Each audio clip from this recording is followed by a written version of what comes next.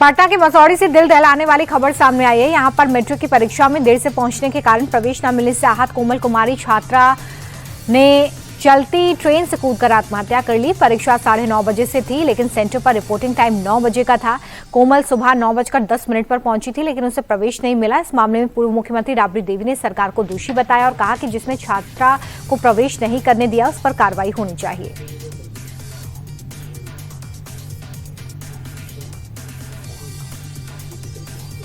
Patna high court ने पक्ष और विपक्ष के 42 विधायकों को नोटिस जारी करते हुए जवाब तलब किया है। जिन विधायकों को नोटिस जारी किया गया है उनमें विधानसभा अध्यक्ष प्रेम कुमार, ऊर्जा मंत्री विजेंद्र यादव समेत कई विधायक शामिल हैं। इन पर चुनाव के दौरान वोट चोरी करने और चुनावी हलफनामे में गलत जानकारी देने के गंभीर आरोप हैं। संभावित विधानसभा क्षेत्रों में चुनाव हारने वाले उम्मीदवारों ने जीते हुए विधायकों के खिलाफ याचिका दायर की थी। सुप्रीम कोर्ट में देश में चल रही मुफ्त की योजनाओं को लेकर राज्य सरकार को कड़ी फटकार लगी है। सीजीआई ने कहा है कि आखिर टैक्स पेयर्स के अलावा इन योजनाओं का खर्च और कौन उठाएगा। राशन और बिजली के बाद अब सीधा कैश ट्रांसफर पर भी कोर्ट ने आपत्ति जताई। शीर्ष न्यायालय ने कहा कि मुफ्त बांटने की जगह सुनियोजित नीति बनाई जानी चाहिए। सरकार को रोजगार पर ध्यान देना चाहिए, लेकिन सरकारें कर्ज में होने के बावजूद मुफ्त की योजनाएं बांट रही हैं। गूगल भारत में 1.35 लाख करोड़ रुपए इंफ्रास्ट्रक्चर पर निवेश करेगा। जल्द भारत में फुल स्टैक एआई हब स्थापित होगा। गूगल के सीईओ सुंदर पिचाई ने समिट में कहा कि एआई अरबों लोगों की जिंदगी बदलेगा। हमें उन क्षेत्रों की समस्याओं को सुलझाने के लिए भी उतना ही साहसी होना चाहिए जहां अब तक तकनीक की पहुंच नहीं है। फ्रांस के राष्ट्रपति मैक्रोन ने एआई इंपैक्ट समिट में भारत की तारीफ की। मैक्रोन ने कहा कि भारत ने वो कर दिखाया जो दुनिया का कोई दूसरा देश नहीं कर सका। 1.4 अरब लोगों के लिए एक डिजिटल पहचान तैयार की है। मैक्रोन ने भारत के पेमेंट सिस्टम की भी तारीफ की। राष्ट्रपति मैक्रोन बोले कि भारत ने ऐसा हेल्थ इंफ्रास्ट्रक्चर खड़ा कर दिया है जहां पर 500 मिलियन डिजिटल हेल्थ आईडीज जारी की गई हैं। दिल्ली में चल रहे इंडिया एआई इंपैक्ट समिट को संबोधित करते हुए प्रधानमंत्री ने कहा कि एआई नौकरियां घटाएगा नहीं बल्कि पैदा करेगा। एआई हमारे काम को स्मार्ट और इम्पैक्टफुल बनाएगा और इसकी मदद से हम बेहतर फैसले ले पाएंगे। पीएम मोदी ने कहा कि भारत सबसे बड़ी युवा आबादी का देश है और ये टेक और टैलेंट का केंद्र है। प्रधानमंत्री ने कहा कि समिट का भारत में होना भारत के साथ ही पूरे ग्लोबल साउथ के लिए गर्व का विषय है। अब एम्स में मरीजों के इलाज में एआई का इस्तेमाल किया जाएगा। एम्स में मेडिकल की पढ़ाई कर रहे छात्रों को भी आर्टिफिशियल इंटेलिजेंस से मरीजों का इलाज करने की ट्रेनिंग दी जाएगी। एआई समिट में भारत के दौरे पर आए फ्रांस के राष्ट्रपति मैक्रोन ने इसकी शुरुआत की। एआई समिट में शामिल विशेषज्ञों ने कहा कि गरीब वर्ग को कम मूल्य पर इलाज देने में आर्टिफिशियल इंटेलिजेंस मदद कर सकता है।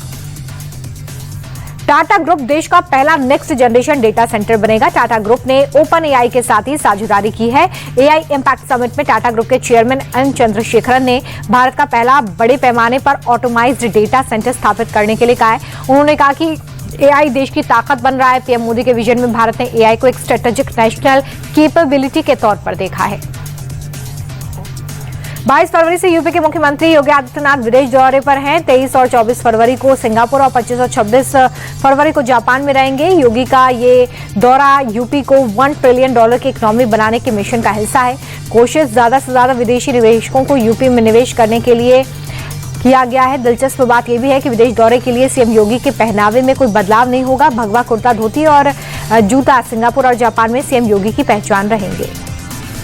शंकराचार्य विवाद के बीच यूपी के डेप्यूटी सीएम ब्रजेश पाठक ने नया दांव खेला है। ब्रजेश पाठक ने 101 बटुकों को अपने घर बुलाकर उन्हें सम्मानित किया।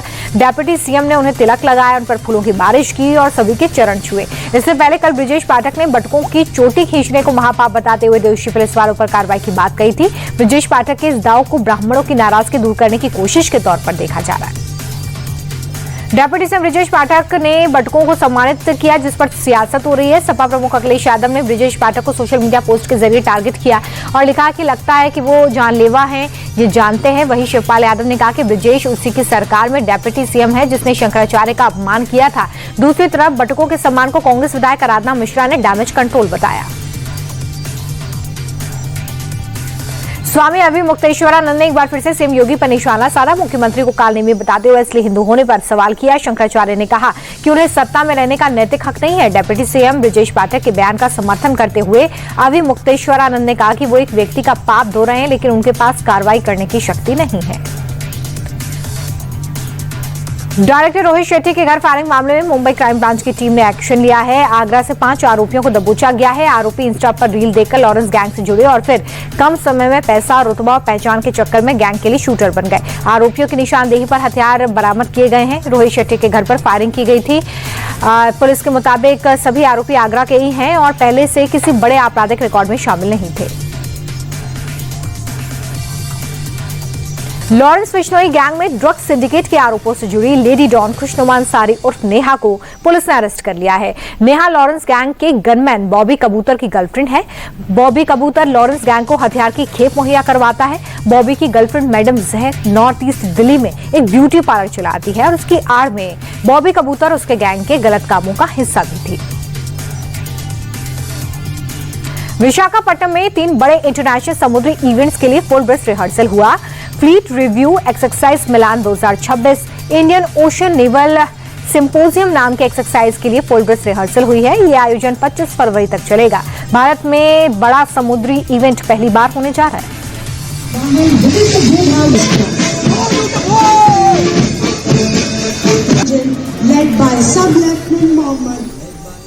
वृंदावन के बांके बिहारी मंदिर में सेवादारों और हाई पावर कमेटी के बीच दर्शन को लेकर विवाद गहरा गया है।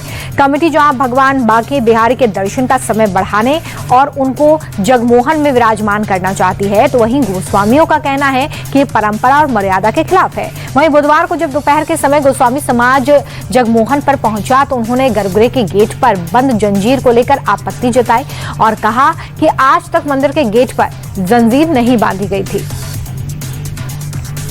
लुधियाना के सिटी यूनिवर्सिटी में एक छात्रा दूसरी मंजिल से गिर गई। छात्रा की मौके पर ही जान चली गई। वो यूनिवर्सिटी में लिफ्ट का इंतजार कर रही थी। इसी दौरान वो लिफ्ट के पास बनी सीढ़ियों की स्टील की रेलिंग पर बैठ गई। तभी अचानक उसका बैलेंस बिगड़ा और वो नीचे गिर गई। घटना का सीसीटीवी फुटेज सामने आया है। अचानक से बैलेंस बिगड़ने से सीधे नीचे गिरने की तस्वीर दिख रही है। छात्रा का नाम शबनम खातून बताया जा रहा है।